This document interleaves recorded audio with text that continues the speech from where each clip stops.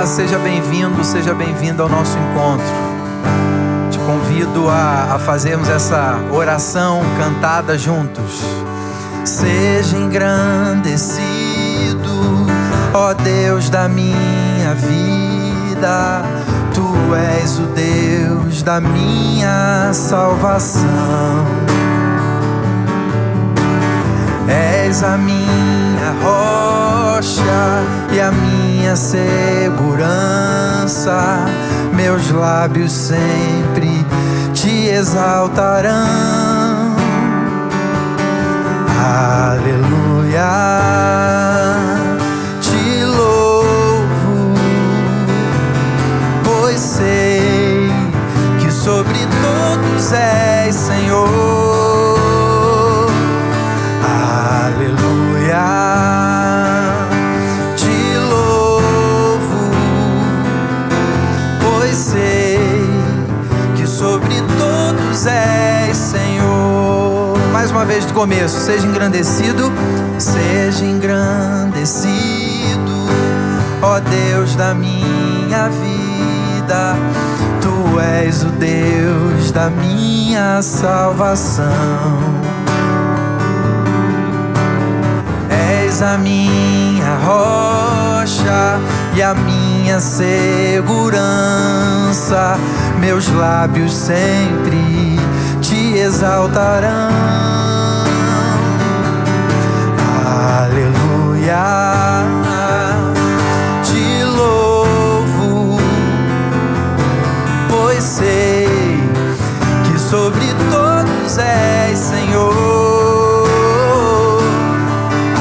Aleluia, te louvo, pois sei que sobre todos és Senhor.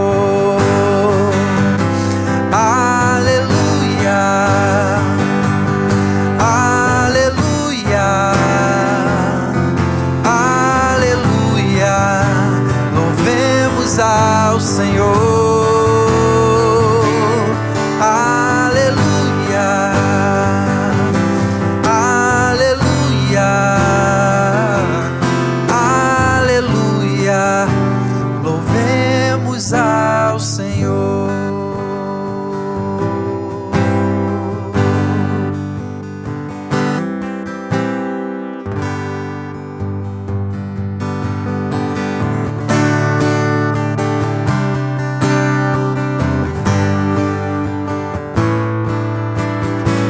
És a nossa força, nossa canção, seguro abrigo do coração de quem ouve a tua voz. És Deus presente, Pai amoroso, doce esperança em nós. E a cada dia temos tua boa companhia, teu amor fiel a nos inspirar. E a cada dia temos tua boa companhia, teu amor fiel pra compartilhar. Teu amor fiel pra compartilhar.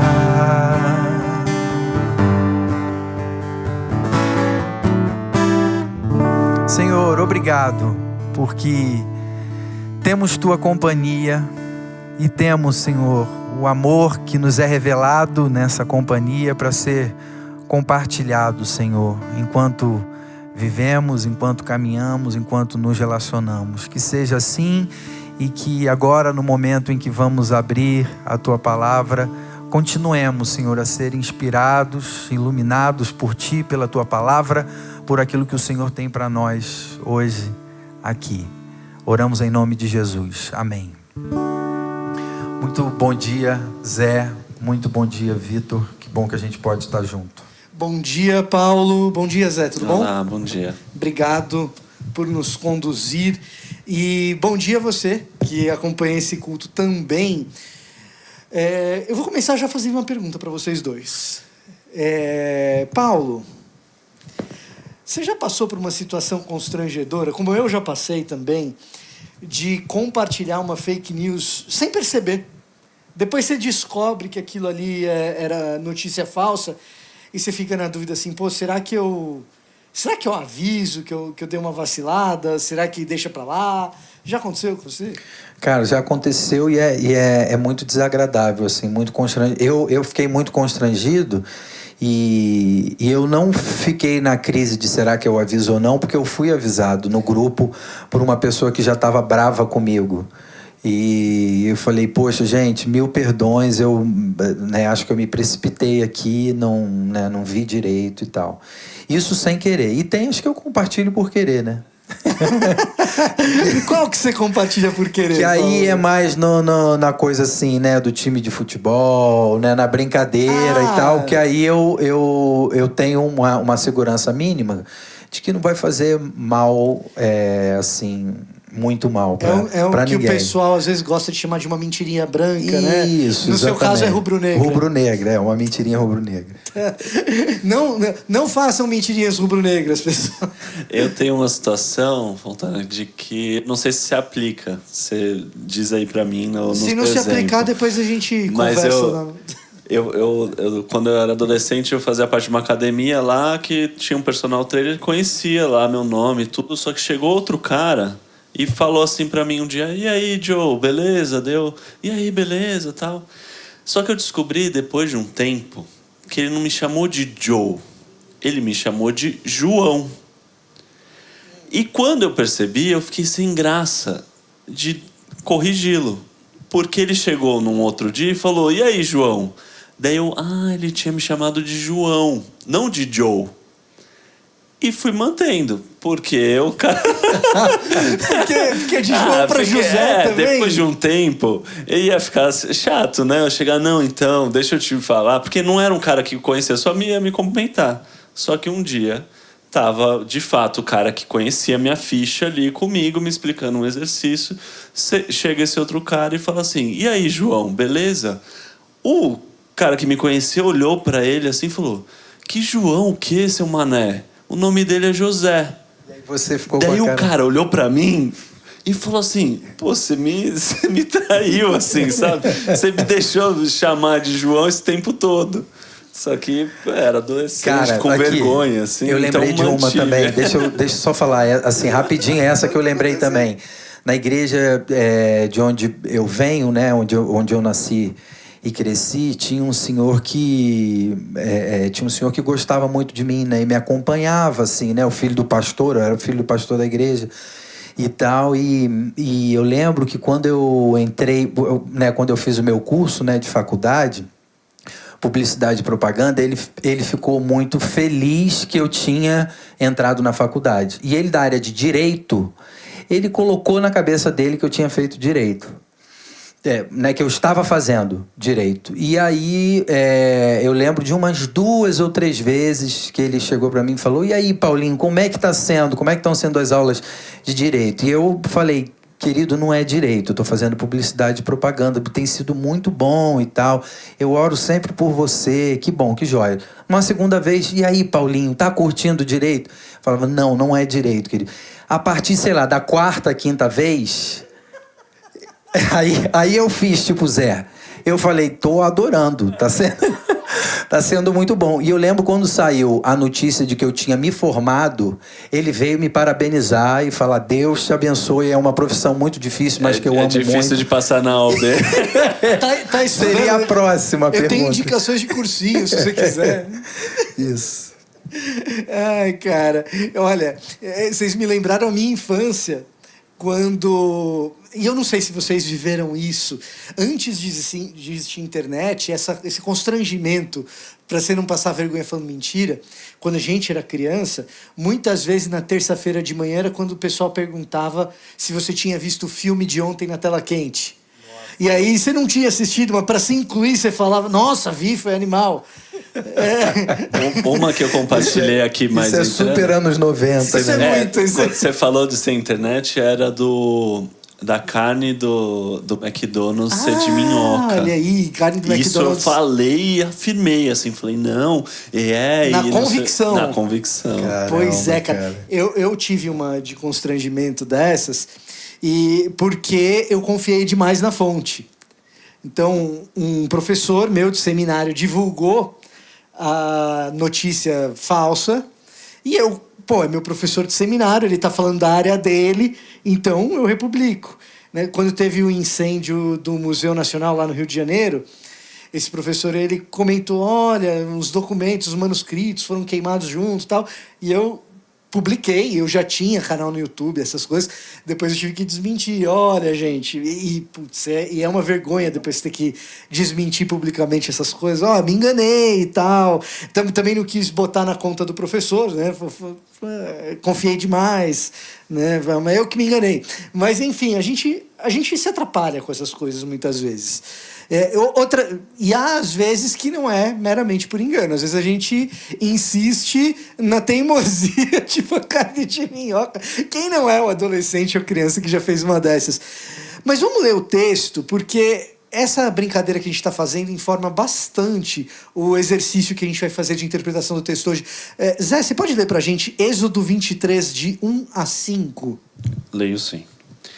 Ninguém faça declarações falsas e não seja cúmplice do ímpio, sendo-lhe testemunha mal intencionada. Não acompanhe a maioria para fazer o mal. Ao testemunhar num processo, não perverta a justiça para apoiar a maioria, nem para favorecer o pobre num processo. Se você encontrar perdido o boi ou o jumento que pertence ao seu inimigo, leve-o de volta a ele. Se você vir o jumento de alguém que o odeia caído sob o peso de sua carga, não o abandone, procure ajudá-lo. Pois é, cara. Aqui tem algumas regulações, algumas leis a respeito de convívio social. E já existe aquele ditado, eu não sei se vocês já ouviram, com certeza já ouviram, o Paulo tá super habituado com esses ditados populares. Se tem placa, tem história. Já Totalmente. E porque tem umas placas que você fala assim, não é possível, né? Não é possível. Será que alguém já fez isso? Você pode ter certeza que já fez. Aí precisou botar a placa. Exato, é por aí. E aí, quando você olha para uma regulação desse tipo, para uma placa como essa, o que você vai fazer é imaginar que comunidade é essa, que sociedade é essa, em que as pessoas estão divulgando mentiras à torta e à direito, algumas delas que as favorecem, e aí eu engano você para você espalhar a mentira que me favorece, para agradar a maioria, ou para colocar a maioria do meu lado, e crio então inimizades e polarizações por causa disso, e quando então essas polarizações e essas inimizades existem, a regra para lidar com essa polarização é você se vingar, é você tratar mal o seu inimigo. É esse tipo de realidade que esse tipo de regulação quer tratar. É esse tipo de realidade não muito diferente da nossa. Então, se você está achando que divulgar notícia falsa para criar polarização, para fazer a cabeça da maioria, ou então para se ver favorecido ante a maioria. Se você acha que isso é coisa do nosso tempo, e quando essas polarizações acontecem, a gente cria inimizades e não cria maneiras de fazer as pazes entre os diferentes lados, se você acha que isso é algo que a gente criou no século XXI, eu queria te dizer o seguinte: onde tem placa, tem história. Essa placa está no livro de Êxodo. Isso aqui é Antiguidade Oriental, é Antigo Oriente Próximo. E aqui a gente está vendo uma regulação para que o antigo Israel fosse diferente dos outros povos que o circundavam, que tinham precisamente essa realidade que é tão próxima da gente e que às vezes a gente se deixa imaginar que é uma realidade criada pela internet. Não é. Não é. É algo que está presente desde o período bíblico. E, mais do que isso, o fato desse tipo de realidade ser tão presente, tão cotidiano, às vezes faz com que a gente banalize. Faz com que a gente trate como algo que é do cotidiano, corriqueiro, pequeno. Mas, aparentemente, o texto está bem preocupado com essa situação. E o que o texto está revelando é que existem situações de tamanha injustiça que isso vai parar no tribunal. O que está implícito no texto é que existem pessoas que são condenadas injustamente por causa da opinião da maioria, sem provas. E aí, se você acha que cultura do cancelamento é coisa do século XXI, eis aqui um belo exemplo de que isso acontecia de que o homem é homem, de que a mulher é mulher, de que a humanidade é a humanidade, de que existe sociedade e de que existe injustiça. E o texto parece tratar dessas questões de injustiça que, pelo texto, não parecem estar separadas uma da outra. Aqui a gente tem junto injustiça econômica com a questão da verdade, com a questão de agradar ou não a maioria, perverter a verdade em nome da popularidade, e tudo isso parece estar entremeado numa situação injusta para determinadas pessoas que sofrem o juízo desse emaranhado de injustiças. O texto parece revelar que a tal mentirinha branca, Paulo, se ela é só no futebol, assim, bem superficial para a gente dar risada, até ok. Mas quando ela se torna algo mais sério a respeito da verdade, em busca de uma certa popularidade, a situação injusta pode se tornar extremamente séria e alguém pode sofrer consequências graves disso. É muita sabedoria e muito adiantamento no tempo para alguém que está escrevendo isso em pele de animal sem luz elétrica. Para quem tem problemas em acreditar que a Bíblia é inspirada por Deus, esse tipo de passagem me faz crer que sabedoria assim, nesse tempo e desse jeito, indica uma certa probabilidade de que tem mão de Deus aí. Dito isso, quando a gente olha para essa nossa situação à luz do texto, para a nossa situação atual, a gente tem também um desafio. Diz o filósofo Michael Sandel, que é professor lá em Harvard, é um desses caras que o curso do cara esgota as vagas rapidinho. O curso dele em Harvard, quando abre para matrícula, se o cara está estudando em Harvard, ele vai escolher as eletivas dele. É muito difícil ele conseguir vaga no curso do Michael Sandel, porque é dessas cabeças extraordinárias, um excelente palestrante. Ele fala muito do poder do individualismo e da meritocracia para fazer com que a gente perpetue esses tipos de injustiça. A gente acha que, às vezes, individualismo e meritocracia é algo que pode ser bom dentro de um ambiente corporativo para eficiência, e realmente pode, gera alguma eficiência, e a gente pode achar que, de repente, esse individualismo é prejudicial quando eu sou egoísta, quando eu não olho para as pessoas, quando eu não sou generoso. Isso é verdade. O Michael Sandel, ele vai além. Ele diz que a mentalidade meritocrática para todos os assuntos, quando a gente expande esse individualismo e essa meritocracia para todos os assuntos, gera injustiça em todas as áreas. E aqui, nesse nosso exemplo, é mais ou menos o seguinte: o afã de estar certo, quando o assunto é carne de minhoca no McDonald's, pode não ter consequências muito tangíveis. Mas o afã de estar certo quanto a assuntos sérios da nossa vida faz com que a gente seja cabeça dura e prejudique a vida dos outros em nome de um determinado mérito frente à sociedade, que faz até com que a gente minta às vezes. Ou eu não tenho tanta certeza, mas eu dobro a aposta. Porque eu preciso estar bem publicamente, as pessoas precisam me enxergar como uma pessoa que tem uma voz de autoridade, que é inteligente, que precisa se provar. Então, esse individualismo exacerbado e uma sociedade que sempre funciona no âmbito da meritocracia favorece esse tipo de injustiça. Bom, então a solução talvez seja retornar para antes da meritocracia, como que a gente funcionava como sociedade, e a gente elimina esse problema, certo? E aí, quando a gente olha um dos comentaristas desse texto, um dos mais importantes, o Jacob Milgrom, ele nos lembra de um negócio super importante sobre esse texto aqui. Em sociedades baseadas em honra e não em meritocracia, que é o que tinha antes, sociedades de honra e desonra, honra e vergonha, essa lei aqui é uma lei surreal. Por quê?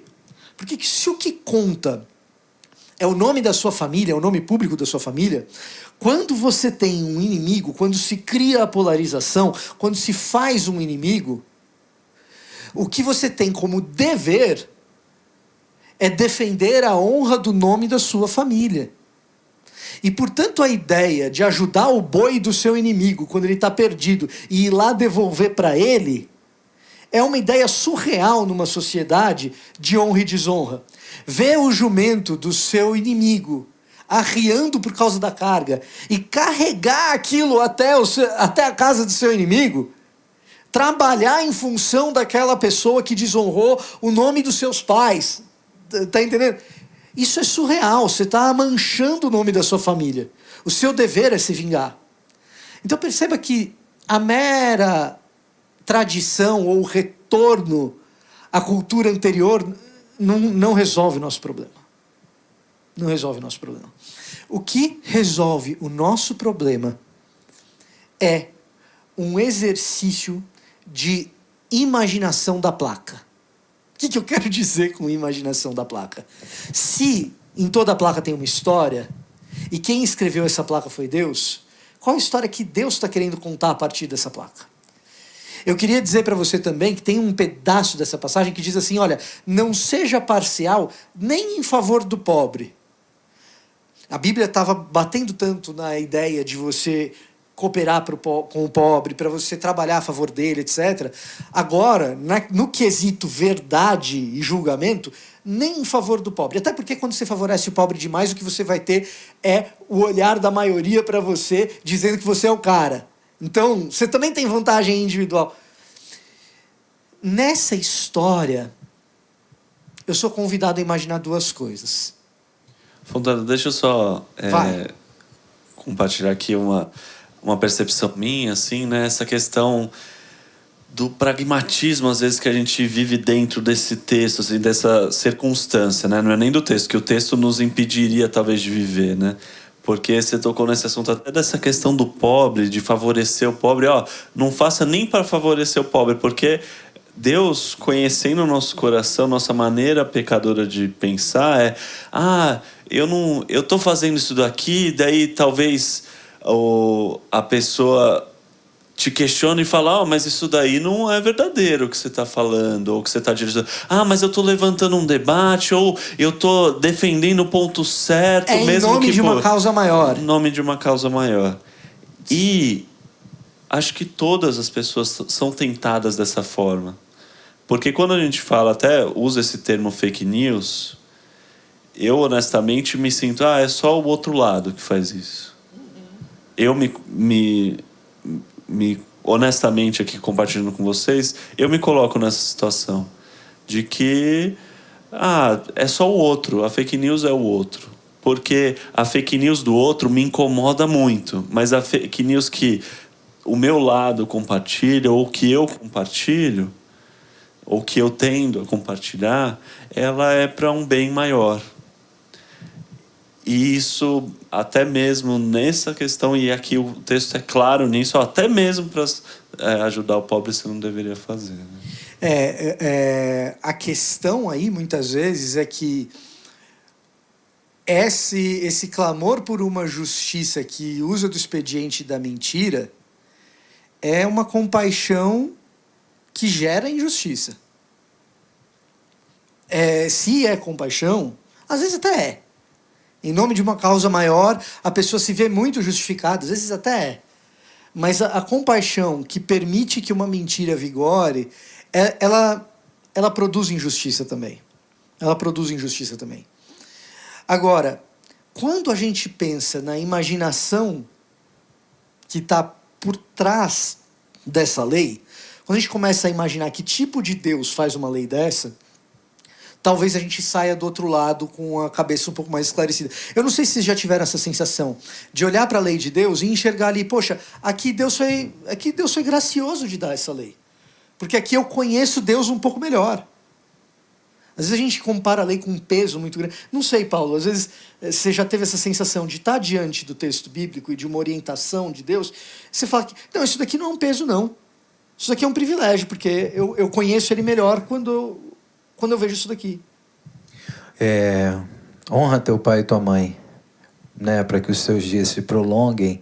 Acho que, sobretudo, depois que eu me tornei pai, eu vejo o quanto isso é reflexo de um Deus que mais tarde, né, se revela como Pai amoroso e que olha para a gente com esse olhar né, leva isso a sério, porque isso vai fazer diferença, né, na sua vida. Então, acho que esse é um dentre tantos mandamentos né, e coisas que a gente vai ver na lei, que às vezes pode soar para a gente como algo meramente chato e uma imposição.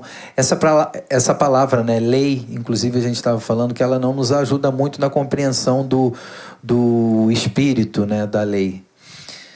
Mas eu acho que eu pensei nesse, e essa percepção, sobretudo, depois que me tornei pai, como eu anseio que os meus filhos me honrem, não para o meu próprio bem, né, ou para a minha própria glória, mas pelo bem deles, porque eu acho que isso, né, é providencial para a vida deles. Perceba o seguinte, isso é muito legal, que a gente está enxergando graça de Deus na medida em que Ele se revela. Para a gente perceber que lei não é um peso, lei é um presente. Nessa passagem que a gente está lendo, onde Ele diz para a gente não mentir, Ele está revelando a respeito de quem Ele é. É porque Ele é verdadeiro. Se Ele diz para a gente não ser parcial, Ele está nos dizendo que Ele não faz acepção de pessoas. Se Ele está nos dizendo para que a gente haja em favor do nosso inimigo, é porque Ele é gracioso e misericordioso. Às vezes a gente tem essa ideia do Deus do Antigo Testamento e o Deus do Novo Testamento. O Deus do Antigo Testamento é malvado, do Novo Testamento é mais bonzinho e tal. Olha um Deus gracioso e misericordioso aqui se revelando. É um Deus que está dizendo que você pode imaginar uma comunidade que, no lugar de ter polarização e vingança, tem misericórdia e inclusão, não tem acepção de pessoas, a gente é imparcial. Venha, esteja conosco, ceie com a gente. Isso é muito gracioso da parte de Deus. E isso aponta também para Jesus. Para a pessoa de Jesus e para o sacrifício dele na cruz e para o evangelho. A própria lei, ao mesmo passo que ela revela a placa, se tem placa tem história, ao mesmo passo que ela revela quem nós somos e o nosso pecado, etc., ela revela o caráter de Deus e quem é Jesus e o que Ele fez. Se o problema é que a gente vai passar vergonha porque a gente tem que admitir que a gente espalhou alguma coisa falsa, ou porque a gente vai admitir que a gente está errado, ou que a gente não sabia tanto sobre aquele tema, ou vergonha porque a gente tem que admitir que aquela mentira nos favorecia. Porque, veja só, essa pregação não é só sobre fake news, não é só sobre a mensagem que você mandou no WhatsApp e não devia ter mandado sem checar antes. Essa pregação é sobre como a injustiça acontece na medida em que a gente permite que as rivalidades, as polarizações, as vinganças e a mania de querer estar certo tomem conta do nosso coração. Agora, na hora de admitir que a gente é tudo isso, que faz tudo isso, dá vergonha. Na cruz, Jesus levou a nossa vergonha. Se o problema é o mal, você falou muito bem, Zé, é em nome de uma causa maior. E em nome de uma causa maior sempre tem o vilão. E é por isso que tem cancelamento, inclusive. Porque a gente elege os nossos vilões para dizer, esse cara está excluído do debate, a voz dele não deve nem ser escutada. Se nas nossas rivalidades e polarizações o que a gente deseja é o silenciamento do algoz, porque o algoz é algoz, ele provavelmente praticou algo que feriu alguém ou a nós. Na cruz, Jesus perdoa o algoz. E se essa pessoa se tornou por algum motivo nosso inimigo, nós nos tornamos inimigos de Jesus quando a gente age com parcialidade, quando a gente permite que sistemas de injustiça nos tornem sinalizadores de virtude por aí. Como se a gente fosse muito moral e dono de uma certa superioridade. Sabe uma das coisas que eu mais escuto de pessoas que não gostam de igreja? Que dizem que, olha, isso daqui me incomoda nos evangélicos? É o ar de superioridade moral que o evangélico tem. Recentemente saiu uma pesquisa da Atlas Intel, muito triste pra gente que é evangélico, que diz que era uma pesquisa sobre confiabilidade de instituições, e eles perguntam, quanto você confia, ou você confia ou não confia na polícia militar? Você confia ou não confia na Polícia Federal? Você confia ou não confia na sua prefeitura? E aí tem os índices de confiabilidade de cada uma das instituições. Da igreja evangélica deu 73% não confia. E tem muitos motivos para isso. Um dos motivos é esse ar de superioridade moral. É a gente agir como se sempre quem está de fora fosse nosso inimigo e não a pessoa que nós deveríamos amar. E que esse texto está revelando pra gente, opa, peraí. O mestre de vocês agiu de uma maneira diferente. O viver o evangelho trouxe um outro algo. O carregar a carga do jumento arriado na boca de Jesus na cruz foi: Pai, perdoa-os. Eles não sabem o que estão fazendo. Sim, a lei revela Jesus. A lei revela quem Jesus é. E ela nos mostra o que é o evangelho. E por último, lembra que no começo a gente imaginou uma sociedade por trás dessa lei? Uma comunidade onde a vingança impera, onde a mentira é válida, se for pelos meus interesses. Interesses esses pessoais e mesquinhos individuais, ou interesses ideológicos por uma causa maior. Como é essa sociedade, essa comunidade, em que a polarização leva sempre à rivalidade, sempre à vingança, e à validação da mentira? Não é um bom lugar. Mas eu queria te convidar a imaginar um lugar onde a lei é cumprida. E quando a lei é cumprida, ela é graça. Ela é um favor imerecido que faz do lugar um lugar espetacular. Um lugar extraordinário para a gente viver. Onde a verdade é dita para que a justiça seja feita. E onde existe ausência de juízo. Quando a gente não tem provas contra alguém.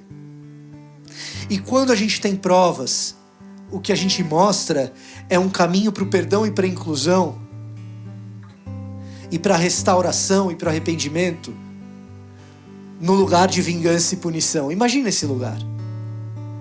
Imagina um lugar onde você encontra perdão. Imagina um lugar em que, no lugar do nosso dedo tão rápido para compartilhar aquilo que nos deixou tão indignado, mas que a gente nem checou se era verdade ou não, o que a gente compartilha é uma mensagem de amor ao próximo e a perspectiva de que existe caminho de perdão, de arrependimento e de inclusão até para quem está totalmente envergonhado. O desafio para você não é para parar de compartilhar fake news. Bom, isso o texto diz. Mas o desafio é maior. Fosse isso, faz igual o Zé. O Zé deletou as redes sociais dele. Fica mais fácil. Já é um desafio. O Zé tá de parabéns. Eu tava compartilhando muita fake news. O desafio, gente, é que para por trás das leis a gente enxergue o caráter de Deus e isso molde o nosso caráter. Fazendo de nós gente que tem muito a compartilhar. Riqueza profunda do trono e de quem é capaz de imaginar um lugar melhor.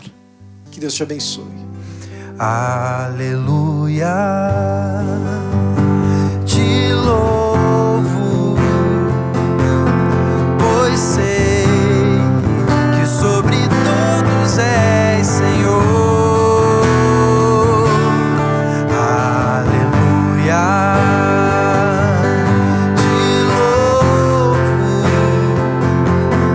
pois sei que sobre todos és Senhor.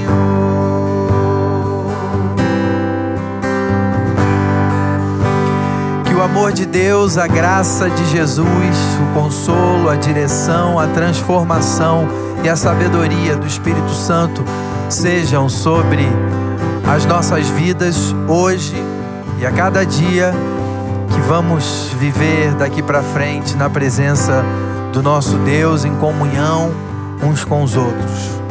Que Deus te abençoe, um bom tempo de descanso, se isso tem sido possível para você, e a gente se encontra novamente no domingo que vem, presencialmente, aqui no auditório da Comunidade da Vila. Até lá!